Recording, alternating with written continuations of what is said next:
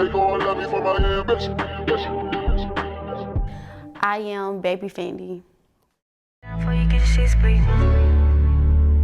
Better pipe it down before you get shit. I'ma beat that side pop big shit. Believe that. Switching my flow, I'm getting money, but I want more. Yeah, yeah. Drip too hard when I come through. Black beans cool when I'm sunroof. How you a boss, you don't own shit. I'ma beat that side pop big shit. Better pipe down before you get shit split. So my name is Baby Fendi, aka my real name is Miriam. A lot of people don't know that. I'm from Albany, Georgia. It's like 3 hours from Atlanta. Real small city. A lot of people know Albany because of Albany State. So if you know, you know. I come from like the east side of Albany, like projects. It's like, I don't know, I can't explain it, but if you know what Georgetown is, you know, vintage, all that type shit.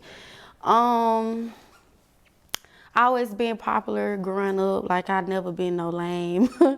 I ain't really have a lot growing up, but we didn't really give a fuck about that. And when I started getting little stuff, you know, you just gotta be appreciative and stuff like that. What else y'all can know about me? My first big song was Ride. That's what a lot of people know me by. So if you ain't heard it, go check that out on YouTube. Baby Fendi Ride. And I think that's about it. I don't know. Any siblings? Yeah, I have 3 brothers and 1 sister, and I'm the oldest. Are you the only one that do music? Yeah. I mean, my little sister, she be doing little stuff sometimes too, but she don't take it serious. How long you been doing music? I've been putting out music since I was 18, but I've been making music since I was probably 10. Since you were 10-year-old? Yeah. What is your favorite genre? Pop. Pop? Yeah, I love pop music. A lot of it. Pop artist? That's a good question. I got so many. I don't really think I got a favorite, but I like the script. He hard. Like I got. If you don't know who the script is, I don't know what to tell you. So what got you inspired to actually start rapping?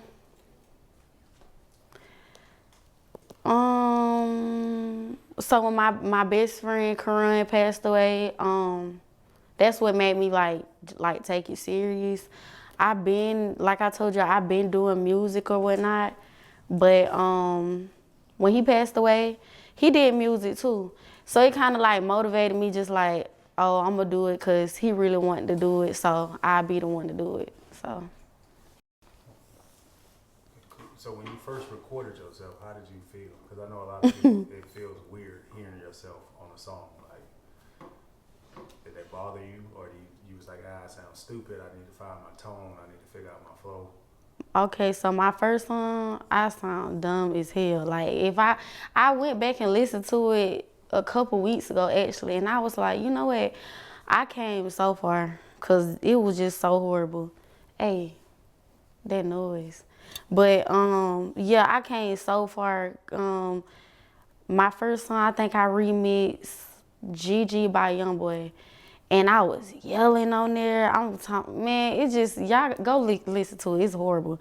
But I hated it. I didn't even know what my rap name was when I recorded my first song. The engineer was like, so yeah, what's your rap name? And I was like, that's a good question. What is my rap name?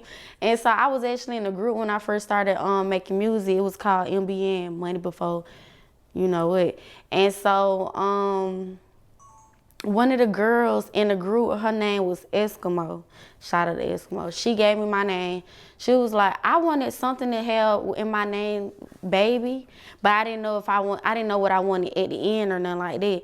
She was like, your name gonna be Baby Fendi. And I was like, girl, that's lame. She was like, girl, that's your name. It's gonna stick. Just watch. And so that's how I got my name. But, you know, it just stuck with me. And I still to this day, I be want to change it like to just Fendi. But you know, with all that, the copyright, like Fendi they'll come after me and tell me, hey, you can't do that.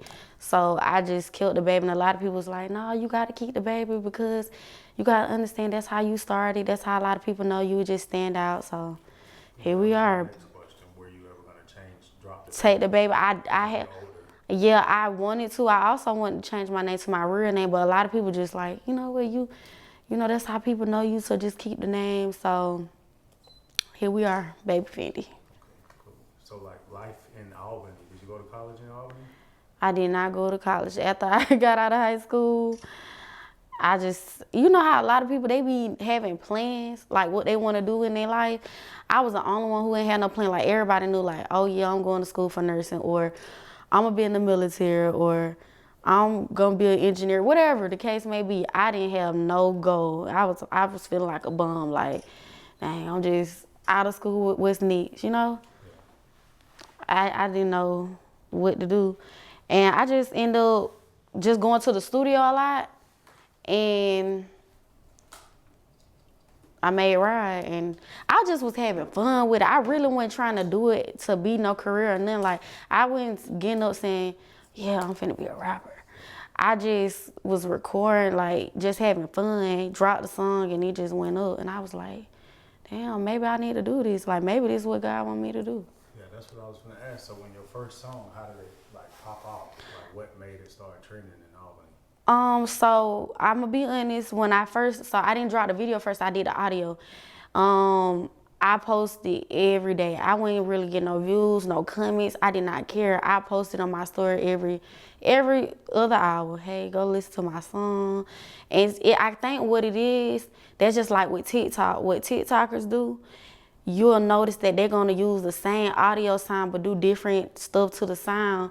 And the more people hear it, they gonna jump on it because I done heard it all day. So you gonna end up singing the little songs and stuff like that. So that was my method.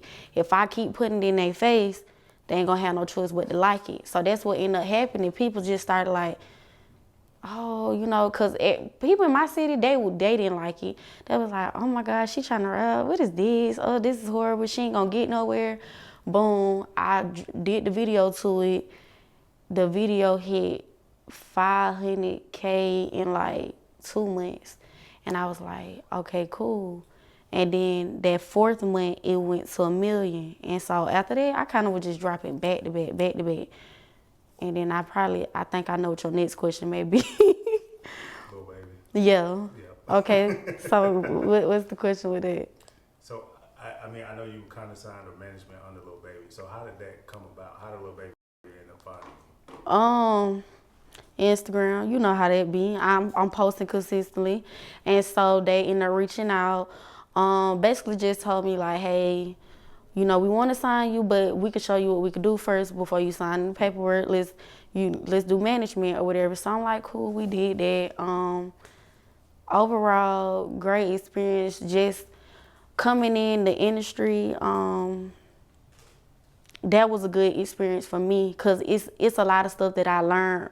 You know, just, I don't even know the word for it, but it's just a lot of stuff that I learned within it. But unfortunately, I never did sign a deal. A lot of people thought I signed with them just because I had the chain on. They're just like, you may see somebody in the Corvette, it probably ain't even theirs. So like, you can't just believe, like, you can get on the internet and say anything and they're gonna believe it. But yeah, we had like no paperwork or nothing like where I wrote on the dotted line like, yeah, I'm with Phobia. I just had the chain and yeah, we were just family. But I never signed the contract for the people who kept saying that I got my chain snatched and took and all that. And keep trying to make the narrative that I got smoked with them, they got smoked with me. It's no smoke. Like, everything good. Like, I just didn't sign the deal. Came back around? On your terms? I mean, I'm cool. I don't even know what to say. Like, I fuck with them like on some music shit, but like, I don't want to sign to nobody. If that answer your question, like, it's not just him. I don't want to be signed to nobody. I want to stay independent. Like, I feel like, and if you're an artist and you watching this right now, if you're going to sign to somebody, do like a distribution deal or something. Like, don't sign to another artist that's still trying to be an artist. Like, it ain't going to work. It's not going to work. Yeah. I tell a lot of artists that sign to Gucci Mane.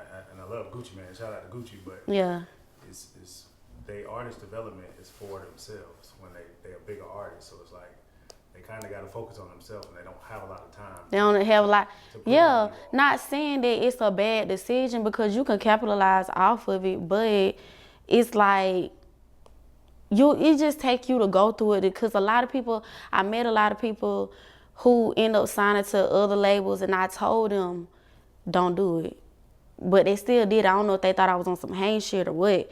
They still did, and they had to find out the hard way, just like, like everybody else have to. Like, that's just on, like, don't take the hard way. Like, if somebody telling you something, just listen. Like, I don't know, like, sometimes artists, we get frustrated and we just be like, man, I just want to sign a deal because I don't want to have to pay for this, or I just want to go ahead and blow up. And most times you get with these labels, not saying this happened with me with Lil Baby now. I did, outside of Lil Baby, I did sign a distribution deal, which was a very bad deal, but I'm out of it. But anywho, that situation really showed me, like, you can get with these records, they'll tell you they're going to do this, X, Y, and Z.